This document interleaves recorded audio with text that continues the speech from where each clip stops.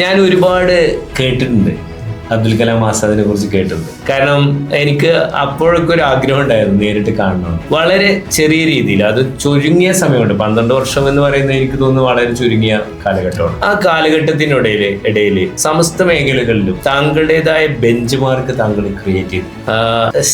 So I feel proud about you. അപ്പോ എങ്ങനെയായിരുന്നു ഈ ഫോക്കസ് എന്ന് പറയുന്ന യൂസ്ഡ് കാർ ഷോറൂമിന്റെ ഒരു തുടക്കം എങ്ങനെയായിരുന്നു? ഒന്ന് വിശദീകരിക്കാം. തുടക്കം നമ്മൾ സാധാരണ ഒരു ചെറിയ ഒരു ഷോറൂമിൽ നിന്നാണ്. അതിന് മുന്നേ നമ്മൾ സ്വാഭാവികമായിട്ടും ഒരു സാധാരണ ബ്രോക്കർ എന്നൊക്കെ പറയുന്ന രീതിയിലേക്ക് ആളുകൾക്ക് വണ്ടി എടുത്ത് കൊടുക്കുന്നൊരു സ്വഭാവം ഉണ്ടായി. അങ്ങനെയാണ് അതിലേക്കുള്ള ഒരു ആഗ്രഹം. സത്യം പറഞ്ഞ മനസ്സിൽ വലിയ രീതിയിലുള്ള വണ്ടിയോടുള്ള ഒരു ആഗ്രഹം ഉണ്ടായി. ഓടിക്കാനും അതിൽ പോവാനും ഒക്കെയുള്ള ഒരു ആഗ്രഹം ഉണ്ടായി. ആ ആഗ്രഹമാണ് ചെറിയൊരു ഷോറൂമിലേക്കും അവിടുന്ന് തൊട്ടപ്പുറത്തുള്ള ഒരു കുറച്ചുകൂടി വലിയ ഷോറൂമിലേക്കും ഇപ്പൊ കാണുന്ന വലിയ രീതിയിലുള്ള 2 ഷോറൂമിലേക്ക് വിടാൻ സാധിക്കും. അപ്പോ നിങ്ങള് പ്രത്യേകിച്ച് ഇപ്പോ ഞാൻ ഈ കുട്ടികളുടെ മനസ്സൊക്കെ മനസ്സിലാക്കുന്ന ഒരാളെന്നുള്ളത്, ഇപ്പൊ ആധുനിക കാലഘട്ടം ആയിക്കോട്ടെ, പഴയ നമ്മുടെയൊക്കെ കാലഘട്ടം ആയിക്കോട്ടെ, എന്താവാനാണ് ആഗ്രഹം എന്ന് ചോദിക്കുമ്പോൾ അവരുടെ ഒരു പാഷൻ, ഡ്രൈവർ, വെഹിക്കിൾസ്, അതിനോടാണ് ആദ്യം വരാറ്. അപ്പൊ ഇത് കുട്ടിക്കാലത്ത് തന്നെ ഈ വണ്ടിയോടുള്ള ഒരു ഭ്രമം സ്റ്റാർട്ട് ചെയ്തു. 100% അത് വളരെ ചെറുപ്പത്തിൽ നമ്മൾ സ്കൂളിൽ പോകുന്ന സമയങ്ങളിലൊക്കെ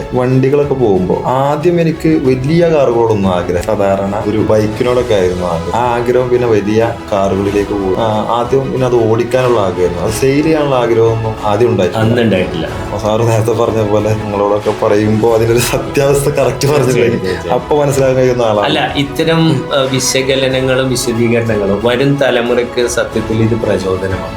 ഞാൻ അതുകൊണ്ടാണ് ഇത്തരത്തിലുള്ള ആളുകളെ സെലക്ട് ചെയ്യുന്നത്. കാരണം നിങ്ങൾക്ക് ഒരുപാട് കഥകൾ പറയാനുണ്ടാവും, അനുഭവങ്ങൾ ഉണ്ടാവും. ഇതാണ് ഇന്നത്തെ തലമുറ കേൾക്കുന്നത്.